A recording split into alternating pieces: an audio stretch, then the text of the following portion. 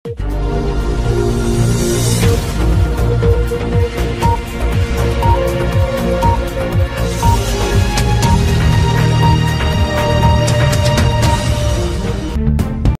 বছর আগের এক বিস্ময়কর জনপদ প্রাচীনকালে ইসরায়েল, যার শুরু আজও রহস্যময়। কোথায় সেই শুরুর গল্প লুকিয়ে? প্রথমে থাকছে প্রাচীনকালের ইসরায়েল, শুরু কোথায়। আরও জানিয়ে দেব, গাজায় রক্তপাত অব্যাহত, ৯৭ জনের প্রাণহানি, মৃতের সংখ্যা ছাড়ালো ৫৪,০০০। সর্বশেষ থাকছে ঈদের সময়ে যুদ্ধবিরতির ইতিহাস, কোথায় এবং কিভাবে মানবতা জিতেছিল। এতক্ষণ শুনলেন আন্তর্জাতিক সংবাদ শিরোনাম, এবারে থাকছে বিস্তারিত। তবে এর দীর্ঘ ইতিহাসের শুরু কোথায়? কে ছিল সেই প্রথম ইসরায়েল? আর কিভাবে এই ভূখণ্ড ইতিহাসের এক বিস্ফোরক কেন্দ্রবিন্দুতে পরিণত হলো? আজ আমরা এক গভীর যাত্রায় চলব, যেখানে প্রাচীন সময়ের গল্প আধুনিক রাজনীতির জটিলতা মিলন ঘটবে।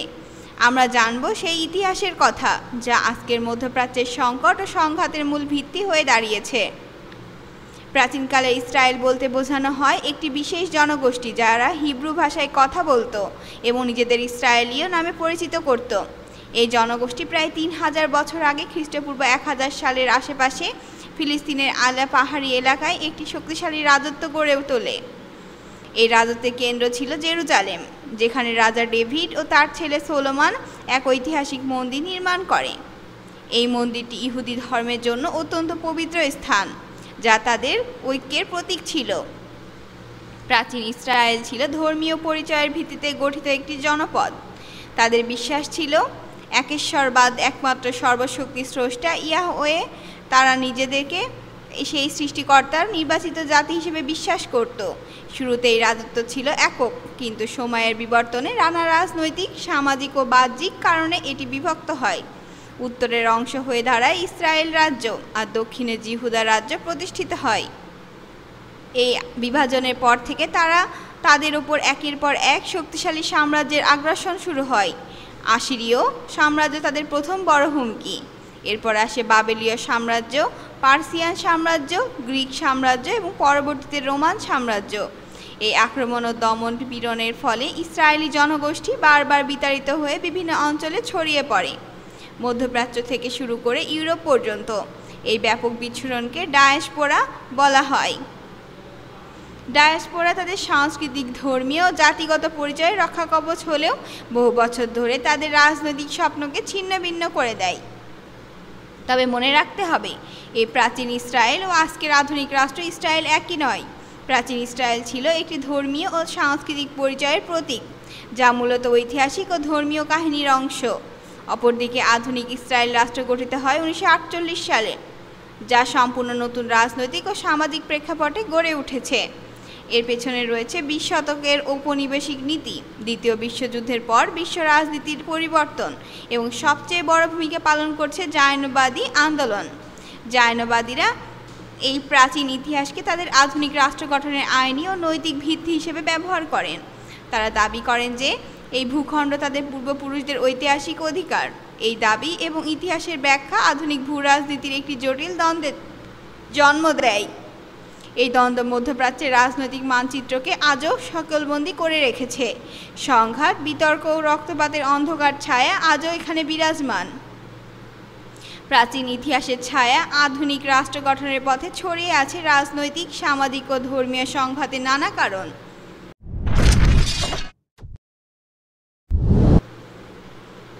গাজায় রক্তপাত অব্যাহত, ৯৭ জনের প্রাণহানি, মৃতের সংখ্যা ছাড়ালো ৫৪,০০০। ফিলিস্তিনের অবরুদ্ধ গাজা ভূখণ্ডে ইসরায়েলের সামরিক অভিযানের তীব্রতা কমার নাম নিচ্ছে না। গত ২৪ ঘণ্টায় ইসরায়েলি হামলায় আরও ৯৭ জন ফিলিস্তিনি প্রাণ হারিয়েছেন। একই সময় আহতের সংখ্যা ৪৪০ ছাড়িয়ে গেছে, যা এক ভয়াবহ মানবিক বিপর্যয়ের চিত্র তুলে ধরে।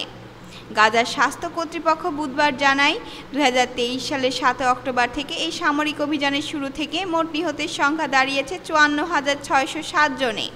নিহতদের মধ্যে রয়েছে অসংখ্য নারী ও শিশু, যারা নিজেদের নিরীহ জীবন হারিয়েছেন এই বুনো সংঘাতে।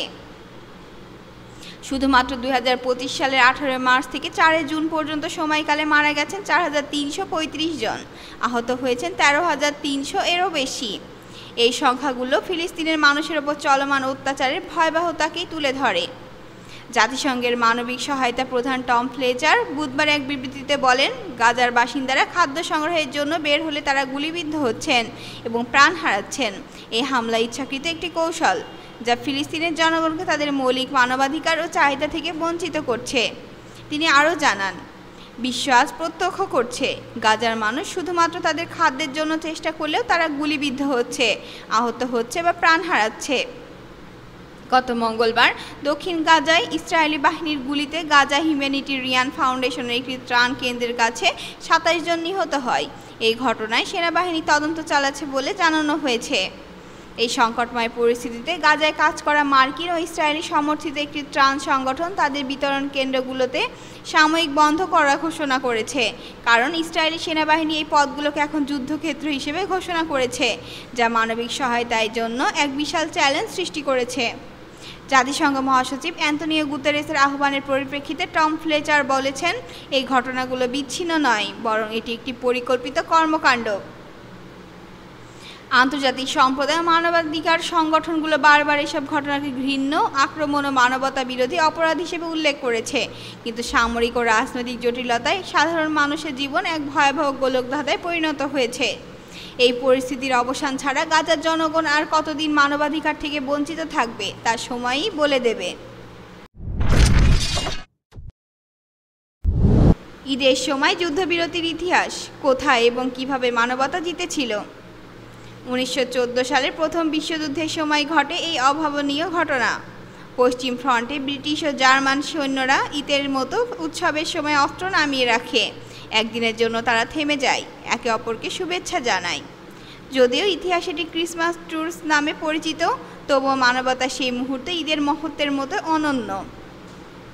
1980 থেকে 1988 সাল পর্যন্ত চলা দীর্ঘ ইরান-ইরাক যুদ্ধে বিভিন্ন ঈদের সময় যুদ্ধ কিছুক্ষণের জন্য থেমে গেছে। সৈন্যরা নামাজে অংশগ্রহণ নিয়ে করেছে, একে অপরের সঙ্গে ভাগাভাগি করেছে খাবার ও পানি। শত্রুরা ভুলে তারা ফিরে গেছে নিজের বিশ্বাস আর মানুষের প্রতি ভালোবাসায়।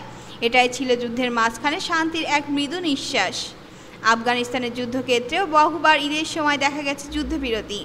তালেবান ও মার্কিন সেনারা একদিনের জন্য হলেও অস্ত্র নামিয়ে রেখে একসাথে ঈদের নামাজ আদায় করেছে, আহতদের চিকিৎসায় একে অপরকে সহযোগিতা করেছে। এই মুহূর্তগুলো প্রমাণ করে মানবতা কখনো পুরোপুরি হারিয়ে যায় না। এই ঈদ যুদ্ধবিরতিগুলো আমাদেরকে শেখায় যুদ্ধের মাঝেও মানুষের ভেতর মানবতা জাগ্রত থাকে। ঈদের মতো উৎসব মানুষকে এক করে, অস্ত্রকে নীরব করে, আর শান্তির এক ছোট্ট বার্তা পৌঁছে দেয় সবখানে।